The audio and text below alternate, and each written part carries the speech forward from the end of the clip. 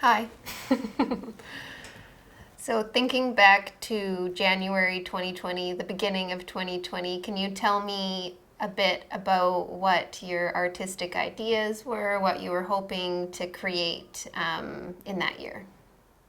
My vision was that I was going to be working a lot on myself as an actor and spending a lot of time doing voice and movement and getting into scene work and stuff, and eventually getting into the master's schools and then going to start my master's in September.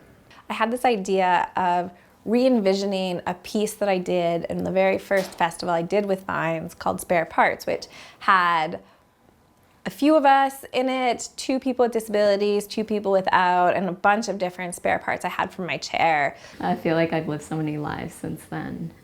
But yeah, I think at the beginning of 2020, I was still kind of integrating myself into the dance community in Vancouver, because I had moved back here from spending a year abroad in Italy. And I also take pictures, which show positive aspect of the people in the community, because basically in the First Nations community, we're all going through self-healing, and we need a lot of positive affirmations. And one of the ways that I was able to bring out positive affirmations for people is to show their specialness and uniqueness, and to encourage them to smile. My dance group, Butterflies in Spirit, we went to Mexico in December, and then we got invited back in March. So we actually just got back March 10th, and then 2 days later there was an announcement saying that anybody who traveled internationally had to self-isolate.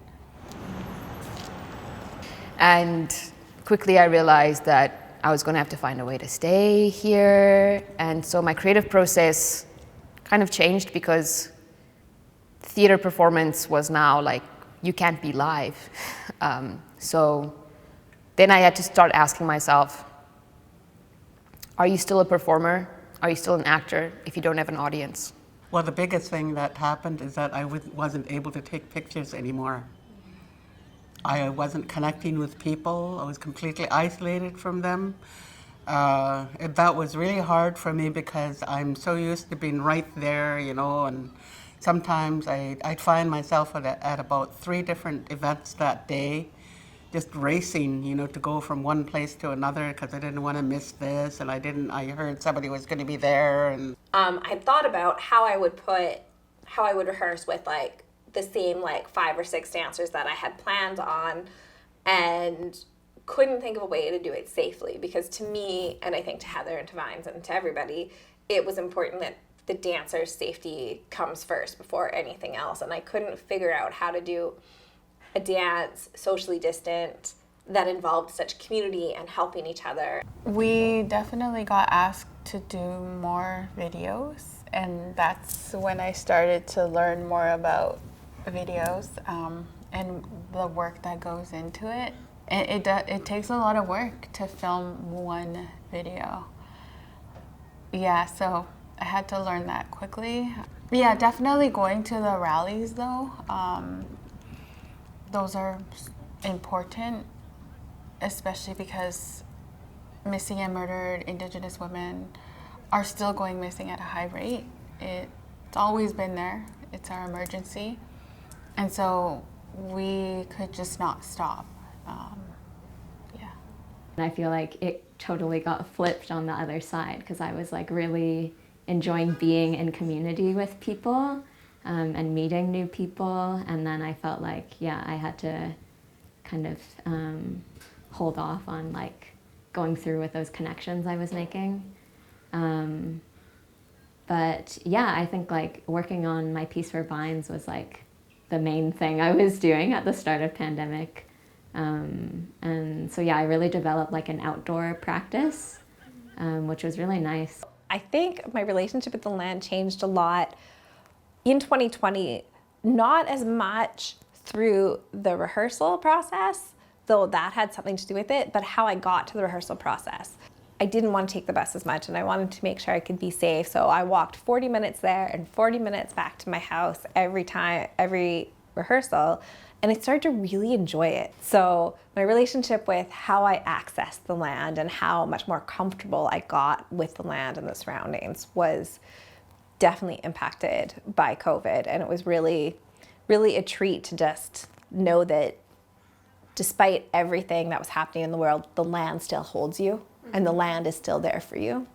I think I'd always, especially doing work with vines and learning more and more about this land and my relationship to it as an unsettled settler on these unceded territories, I always knew that I had a relationship to it and that I had a responsibility to it, and I was somewhat of a custodian whether I wanted to be or not. My curatorial choices definitely changed. It was really important to continue to have the land as a part of our work, even though a lot of it had to go online. So just being patient and waiting and figuring out how that's possible, and trusting that the answers will come. I had to have a lot more patience and really started to deepen into what relational work means, I think, because of this year. Vine really, really appealed to me in that the big thing there was connections with everyone. People of all races, all groups, like the youth and children and elders and everyone, which I think is really important, because one of the reasons why we sometimes lose our strength is because we're so divided. We're so compartmentalized. We are all in this together. Whatever we create is what we will end up with, having to live with. If we want the best for all, we must work together to make sure we have the best, which is what each and every one of us deserves. Each of us has the sacred gift of life, so we must honor that and treat it with utmost gratitude. Keep making a positive difference, sending prayers of protection, strength, courage, and wisdom. May you always be blessed with an abundance of all you want and need. Homish. The one thing I would like to hold on to is this new relationship with me and the land and being outside. I feel like as a person with a disability, I've had so many excuses about how hard it is to get out and be active, and just this anxiety of like, what happens, because my house started representing COVID, because as much as like it's your shelter, it also became a prison for a while. And so to be able to get out of that was really lovely as a solo person. And then outside represented, this is where you could be a little bit more social, and this is where you could let people in and still be safe. Whereas like inside was like, and this is my own time. I don't want to let go of this wanting to be outside and this wanting to just take a break from the indoors and the world.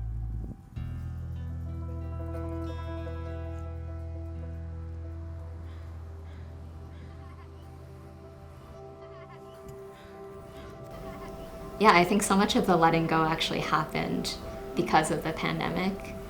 And I think all the conversations about like those capitalist modes of production and working all the time, I think I am so glad that we had those conversations in the community. And I feel like we've all, I've definitely like taken time to reflect on just being intentional about my choices. Like as I was saying before, making boundaries, I feel like has been such a big theme of the year, and like consent also has been a big theme. And so I guess the thing I want to hold on to is just like taking the time to be intentional about my time. And about where I'm like lending my energy, because I think we've all been shown that like life is very fragile and unpredictable, I just want to hold on to this this kind of slow pace and reflective mode of thinking.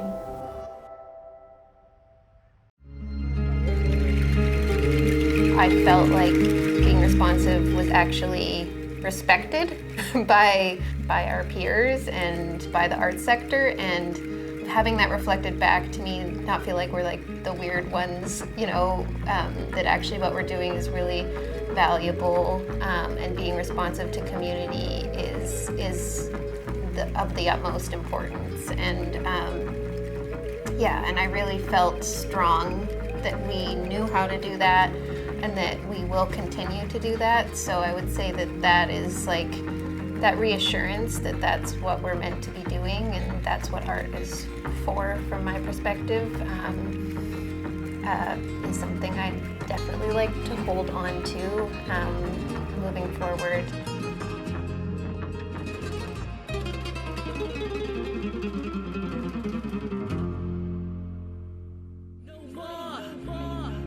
We say no more stolen sisters, no more stolen sisters. I really love the connection with the people, even though we were in COVID and we still, even Butterflies came together specifically for that. That was probably one of the times that we got together. And my connection with my aunt too. It brought me and my aunt closer and closer to my culture as well. I've always been wanting to learn my own traditional dances, and I was able to do that with the Vines Festival because it forced me to connect with my aunt who knows our traditional dances. So that's been so special to me. Just to be able to connect with my family, my culture, and probably my language, so I'm getting closer to my aunt because of Vines. Either way, an inquiry might not answer why as many as 1,000. There's a crisis of missing and murdered Indigenous women in this country that has become a national tragedy. National disgrace with no solution in sight. I think the immigrant story is so diverse, and you cannot categorize immigrants as a group. You never can do that because we're all individual people, whether we come from Italy, Namibia. So everyone's experience is so different, but I find that when you move here, you get categorized, and also you categorize yourself in order to fit in somehow. And it takes time and process for you to let go of identifying as a category and being yourself, because we're social beings, we want to survive, so we choose to fit in when we come to a new place. And this all comes around to Vines being a space where the immigrant, with the immigrant's lived experience that people who aren't immigrants share, and then the immigrant's lived experience of traversing landscape, water, going places, and whatever traumas they've experienced. Vines is a space where the door is so open you don't even see the door.